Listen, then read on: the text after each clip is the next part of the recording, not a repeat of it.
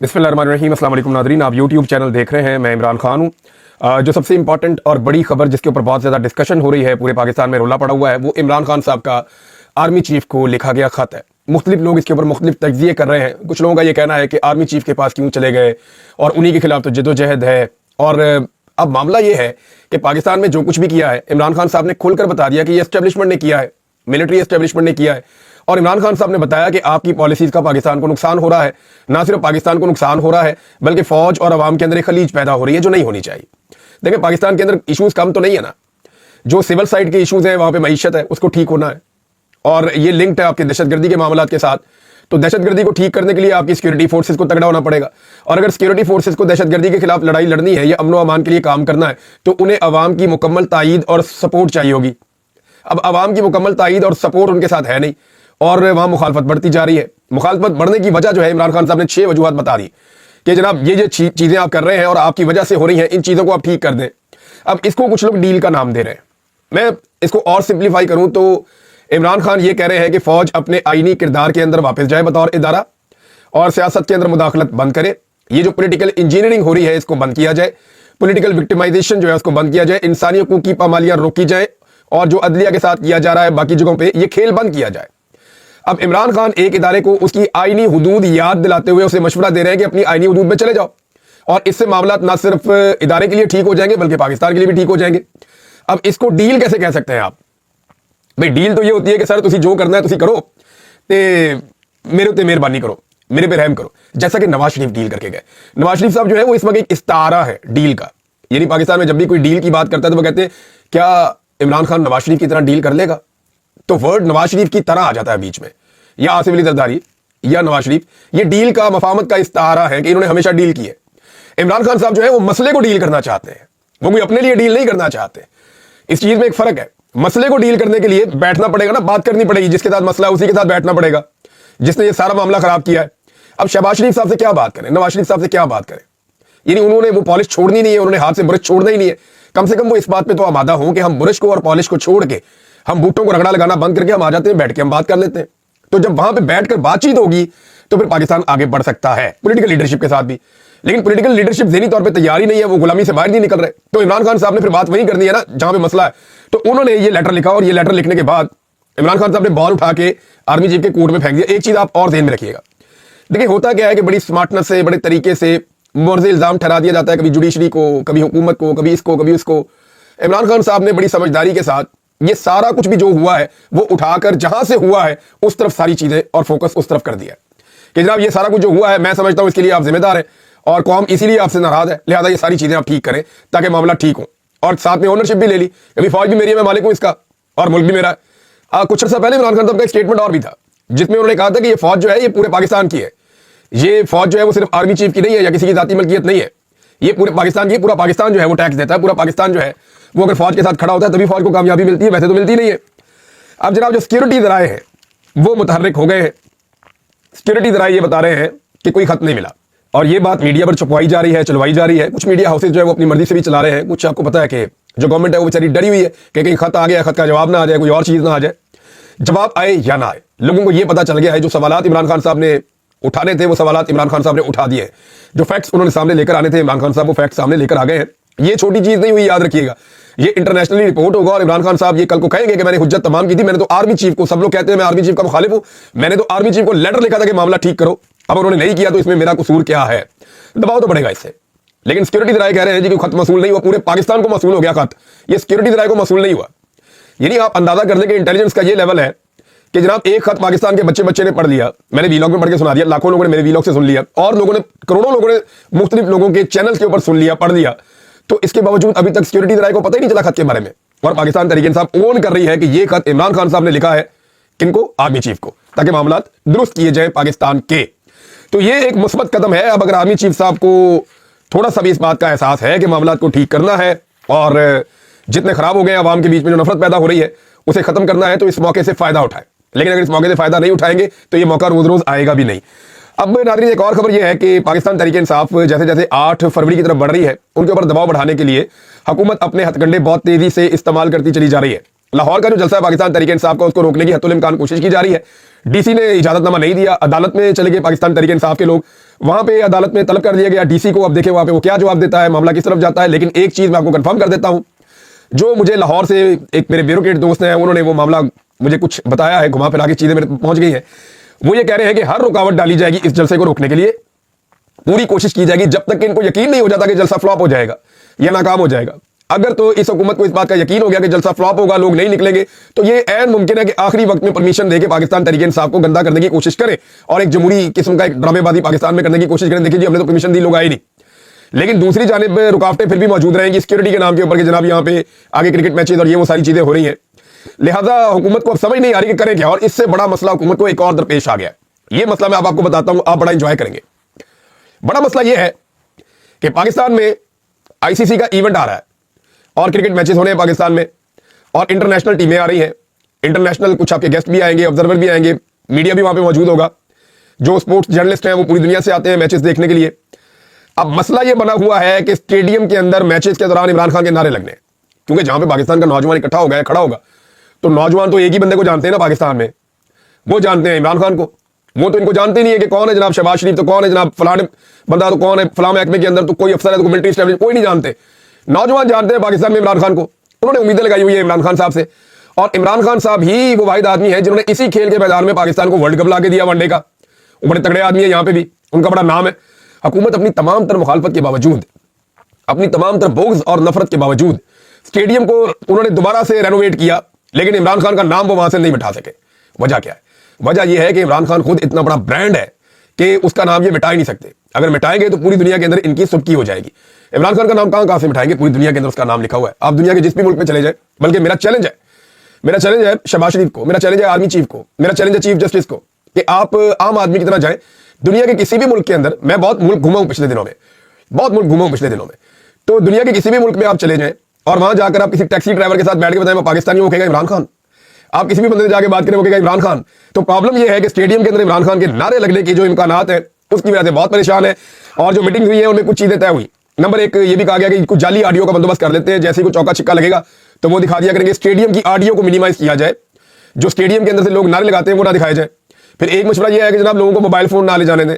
अब लोग mobile phone तो पूरी दुनिया में स्टेडियम के अंदर लेकर जाते हैं, वीडियोस बनाते हैं, खुश होते हैं, एंटरटेनमेंट है, लोगों ने टिकट दिया हुआ, पैसे खर्चे हुए, तो वो एकदम जो रात का मैच होता है या शाम का वक्त होता है तो उसमें मोबाइल लाइट्स लोग ऑन करते हैं और उससे एक बड़ा खूबसूरत मंजर बनता है कि यहाँ से ऑन होती है फिर ऑफ होती है, फिर लोग उसको एंजॉय करते हैं, वीडियोस बनाते हैं, डालते हैं। इससे खेल भी प्रमोट होता है और एक एक्टिविटी जनरेट होती है, तो पूरी दुनिया में अलाउड है। अब दूसरा ये भी एक मशवरा दिया गया कि जनाब या तो जाली ऑडियो वाला मसला किया जाए, इनकी ऑडियो को मिनिमाइज किया जाए, या इनको मोबाइल फोन अंदर ना ले जाने दिए जाए। फिर एक और चीज है कि सिक्योरिटी को बहुत ज्यादा बढ़ा दिया जाए, सादा कपड़ों के अंदर बंदे रखे जाए और हर रो के अंदर बंदे इकट्ठे किए जाए, जैसे कोई नारे लगाने लगे तो उनको पकड़ लिया जाए, पकड़ के निकाला जाए, ताकि लोग डर जाए और डरने के बाद ये ना करें। लेकिन जब लोगों को पकड़ा जाएगा और पकड़ के घसीट के निकाला जाएगा तो बाकी लोग वीडियोस बनाएंगे, जब वीडियोस बनेगी वो भी सामने आएंगी तो पता चलेगा जनाब इमरान खान का नारा लगाने पे बंदे गिरफ्तार हो रहे हैं, और फिर गिरफ्तारियों से खौफ फैलाने की कोशिश की जाए। तो ये बहुत सारे ऑप्शन है, लेकिन जो मर्जी कर लें, पुट्ठे लमक जाएंगे। पाकिस्तान की आवाम को और इमरान खान को ये दूर नहीं कर सकते। उसकी वजह यह है कि अवाम ने जिद पकड़ ली है कि जनाब हम तो इमरान खान के साथ खड़े हैं, और वजह यह है कि इमरान खान खुद बहुत जोरदार तरीके से खड़े। इमरान खान साहब खुद पीछे हट नहीं रहे, नीचे झुक नहीं रहे, और उसकी वजह से अवाम इमरान खान साहब का साथ नहीं छोड़ रही। अब नारे लगाने वालों को गिरफ्तार करेंगे तो एक नया रोला बन जाएगा। अब अगर खेल के मैदान में भी लोग अपनी मर्जी की बात नहीं कर सकते या नारा नहीं लगा सकते तो फिर कहां पे क्या होगा इस मुल्क में, आप अंदाजा कर सकते हैं। एक और चीज है नाज़रीन, ये खबर आई है मेरे पास, और बल्कि मैं आपको ऐसा करता हूं कि जुबैर अली खान साहब का ट्वीट है, वो पढ़ के आपको बताया। तो वो ये कह रहे हैं कि यूरोपीय यूनियन ने डिसाइड किया है कि वो रिव्यू करेंगे पाकिस्तान का जो GSP प्लस का स्टेटस है जून 2025 में। हालांकि ये स्टेटस पहले पाकिस्तान को ग्रांट किया गया था 2027 तक, यानी GSP प्लस के जरिए से पाकिस्तान के जो ताजिर हैं या बिजनेस कम्युनिटी है वो यूरोप की जो मार्केट्स हैं वहां पे अपना सामान ले जाते हैं बेचने के लिए, तो उसके ऊपर एक्स्ट्रा टैक्सेस नहीं पड़ते, बल्कि ड्यूटी बहुत कम मिलती है, बाद नहीं भी ड्यूटी पड़ती, तो इसका वो फायदा उठाते हैं। लेकिन अब क्योंकि पाकिस्तान के अंदर इंसानी हकूक़ की बदतरीन खिलाफ वर्जियां हुई है, और स्पेशली जो मेन इशू है वो है फौजी अदालतों में सिविलियंस के ट्रायल का, उसकी वजह से अगर हमारा GSP प्लस का जो स्टेटस है जो 2027 तक हमारा कंटिन्यू होना था, वो इस साल रिव्यू में जा रहा है जून में। और अगर ये स्टेटस हमसे वापस ले लिया गया तो आइंदा कई सालों के लिए पाकिस्तान की जो बिजनेस कम्युनिटी है उसको नुकसान होगा, और पाकिस्तान की जो एक्सपोर्ट्स हैं उनको भी नुकसान हो जाएगा। अब क्या ये रिस्क लेना है या नहीं लेना, पाकिस्तान की हुकूमत ने, इस तरफ मैं आता हूं। लेकिन अगर आप जो आईनी अदालत के अंदर ट्रायल चल रहा है, 1 दिन का 2 दिन का काम था, सीधी सीधी बात है कि फौजी अदालत के अंदर सिविलियन का ट्रायल करना या नहीं करना। हमारे यहाँ पे मसला फंसा हुआ है पिछले कई सालों से कि जनाब करना है नहीं करना, करना है नहीं करना। कोई जज कहता है ये कर लेते हैं, वो कर लेते हैं। जो हुकूमत आती है वो अपनी एक वजह दे देती है, यानी करना है या नहीं करना, एक दफा डिसाइड करें। 2 दिन का काम है, 4 दिन का काम है, आईन इसके अंदर वादे होना चाहिए। इंसानी हकूक की बुनियाद के ऊपर आप आईन के मुताबिक चलते हैं ना। कानून जो है वो इंसानी हकूक से बाहर तो नहीं निकल सकता। आप दुनिया से हटके तो नहीं चल सकते, या आप किसी और सियारे से आए हुए हैं। पाकिस्तान की सुप्रीम कोर्ट जिस बात का फैसला इतने लंबे अरसे से नहीं कर पा रही, रोजाना समातें हो रही हैं, एक के बाद एक जो है वो नई वजह आ जाती है, एक के बाद एक नया कमेंट आ जाता है अदालत के अंदर से, दलाइल आ जाते हैं। वहां पे युगांडा एक मुल्क है, अंदाजा करें ये वो ममालिक हैं जिनकी मिसाल दी जाती थी कि गरीब कमजोर मुल्क, गए गुजरे मुल्क। तो जनाब युगांडा एक मुल्क है, वहां से जो खबर आई वो मैं आपको बता दूं, वॉइस ऑफ अमेरिका में छपी हुई है, बहुत सारे और अखबार आते हैं वहां पे छपी हुई है, आलमी सतह के ऊपर बहुत तेजी से छपी है, कल की ये डेवलपमेंट है। तो युगांडा की जो सुप्रीम कोर्ट है उसने बैन कर दिया है मिलिट्री ट्रायल सिविलियंस के लिए। यानी वहां सुप्रीम कोर्ट के अंदर वहां पे भी ये होता था ना, वहां का जो सदर है, वहां की जो हुकूमत है, वो फौजी अदालतों को इस्तेमाल करती थी सिविलियंस के खिलाफ उन्हें सजाएं देने के लिए। जो सियासी मुखालिफ उठाओ फौजी अदालत में डाल दो। तो जैसे पाकिस्तान तरीके इंसाफ के साथ हुआ कि क्योंकि पॉलिटिकल मुखालिफिन है, उनको उठा के फौजी अदालतों में ले गए और एक खौफ पैदा कर दिया जनाब फौजी अदालतों का, और वहां पे ट्रायल करके सबको सजाएं भी दे दी। तो जो युगांडा की सुप्रीम कोर्ट है वो पाकिस्तान की सुप्रीम कोर्ट से बेहतर निकली, वो खड़ी होगी उस फस्तायत और जुल्म के खिलाफ। युगांडा की सुप्रीम कोर्ट ने कैटेगोरिकली ये फैसला दे दिया कि सिविलियंस का ट्रायल जो है वो नहीं हो सकता मिलिट्री कोर्ट्स के अंदर। हालांकि वहां की हुकूमत मुखालफत कर रही है, जैसे यहां की हुकूमत भी करती है, लेकिन वहां पे कम से कम ऐसा तो हुआ कि उनके जज खड़े हुए और उन्होंने कहा ये नहीं हो सकता। अब पाकिस्तान के अंदर जो है ना अभी माहौल देखा जा रहा है और एक बीच का रास्ता ढूंढा जा रहा है, नजरिया जरूरत। मैं आपको ये बता रहा हूं कि अगर अदालत ने लूला लगड़ा फैसला देना है ना, तो इससे बेहतर है कि फिर वो फौजी अदालतों को इजाजत देके वो तुम दे पूरे पाकिस्तान के सारे सिविलियन को, जो बंदा इमरान खान का नारा लगाए, या जो बंदा पाकिस्तान तहरीक इंसाफ को वोट डालना चाहे, या जो बंदा इख्तिलाफी आवाज रखता हो, सबको फौजी अदालतों में भेज के सजाए मौत दे दे। तुम तो सारे पाकिस्तान को पकड़ के फिर अदालत ने अगर यही करना है तो फिर ऐसे कर दे, एक ही दफा बेड़ा गर्क करे सारा। अब अदालत रास्ता क्या ढूंढ रही है, ये एक कमेंट है, उससे आपको पता चल जाएगा। जो आईनी बेंच के सरबराह है वो जनाब कहते हैं कि सिविलियंस का मिलिट्री ट्रायल जो केस है, गलत इस्तेमाल पर कानून को कलअदम करार नहीं दिया जा सकता। यानी वो करेंगे ये कि ये जो हुआ ना पीटीआई वालों के साथ, ये गलत इस्तेमाल हो गया इस कानून का, लेकिन कानून को कलअदम नहीं हम करते, कानून भी रहेगा। यानी फौजी अदालतें रहेंगी, लेकिन ये सिविलियन वाला ट्रायल का ये वाला ऐसा ये वाला मामला निपटा देते हैं, ताकि किसी तरह जीएसपी प्लस वाला मामला जो है वहां पे कोई रिलीफ मिल जाए, थोड़ा सा ओवरसीज पाकिस्तानी जो है वो हाथौला कर दें, और थोड़ा सा जो है वो हुकूमत को रिलीफ मिले, जीएसपी प्लस में शायद बच जाए, यूरोपीय यूनियन में, अमेरिका में, बरतानिया में थोड़ी तनकीद कम हो जाए आलमी सतह के ऊपर। तो वो ये सोच रहे हैं, लेकिन साथ ही साथ वो फौजी अदालतों को जिंदा भी रखना चाहते हैं। और भाई फौजी अदालतों का जो मामला है पूरी दुनिया के अंदर आप निकाल के पढ़ लें कवानीन, वो सिर्फ फौजियों तक महदूद है कि अगर कोई फौजी गद्दारी करे या कोई राज बेच दे या कोई ऐसी चीजें करे जो डिसिप्लिन की उनकी अपनी खिलाफ वर्जी, उनके अपने कानून की खिलाफ वर्जी, उनका अपना भी एक एक्ट है ना, उनका अपना एक कानून है, इदारे के अंदर पूरा सिस्टम बना हुआ है, उनके रूल्स है, जो वहां वायलेट करेगा उसको इदारे के अंदर सजा मिल जाएगी। होना तो ये चाहिए कि जो फौजी बाहर जुर्म करे उसको बाहर की अदालत देखे, जो वो इदारे के साथ या इदारे के अंदर जुर्म करे उसको इदारे के अंदर की जो उनकी अदालत जो डिसिप्लिन का तरीकाकार है वो वहां पे देखा जाए। लेकिन यह उल्टी गंगा बह रही है, सिविलियंस को भी ले जाके फौजी अदालतों के अंदर ट्रायल किया जा रहा है। अब यहां पे अदालत कोई दरमियानी रास्ता निकालने की कोशिश करेगी, कोई बीच का रास्ता, क्योंकि पाकिस्तान नजरिया जरूरत पर ही चल रहा है बड़े लंबे अरसे से, तो एक मरतबा फिर ऐसा लगता है कि उसी तरह का खेल खेला जाएगा। नाज़रीन, यूरोपीय यूनियन का मैंने आपको बताया, अब अमेरिका से मायूस होने के बाद, यानी अमेरिका में गए मोहसिन नकवी साहब, बड़ा जोर लगाया, इधर नस उधर पज, इसको बुला, एक वो बिजनेसमैन पहुंचा पाकिस्तान में, उसको उठा के सर पे बैठा लिया। बाद में पता चला उनकी भी कोई और कहानी निकल आई, और वो अमेरिका में बैठे हुए जो सहाफ़ी हैं, अहमद नुरानी साहब हों, चाहे वजाद सईद हों, चाहे मुईद पीरज़ादा साहब हों, उन सारों ने जो है वो बेनकाब किया सारा मामला कि ये किस किस्म की इन्वेस्टमेंट है जो पाकिस्तान में आ रही है, और पाकिस्तान की हुकूमत कैसे पाकिस्तानियों को बेवकूफ़ बनाने की कोशिश कर रही है। तो मिला तो उसमें कुछ नहीं है। जो अमेरिका की नई हुकूमत है उसके साथ मुलाकात भी नहीं कर सके मोहसिन नकवी, बड़ी उन्होंने कोशिश की। जुनैद सलीम साहब की खबर है कि जनाब उस कोशिश में नाकामी इसलिए भी हुई कि वो कहते थे मिल लें आप, लेकिन आप हमें टाइम बताएं कि आप मामला ठीक कब कर रहे हैं और इमरान खान की रिहाई किस दिन हो रही है। लिहाजा ये ऐसा कर नहीं सके, उल्टा फ्रस्ट्रेशन के अंदर, परेशानी के अंदर इतने डेस्परेट थे कि ये चले गए एक ऐसे प्रोग्राम के अंदर, एक ऐसी तंजीम के प्रोग्राम के अंदर जो इंतहाई दर्जे की चाइना मुखालिफ है, और उनकी सारी एक्टिविटीज जो है वो चीन के खिलाफ होती है।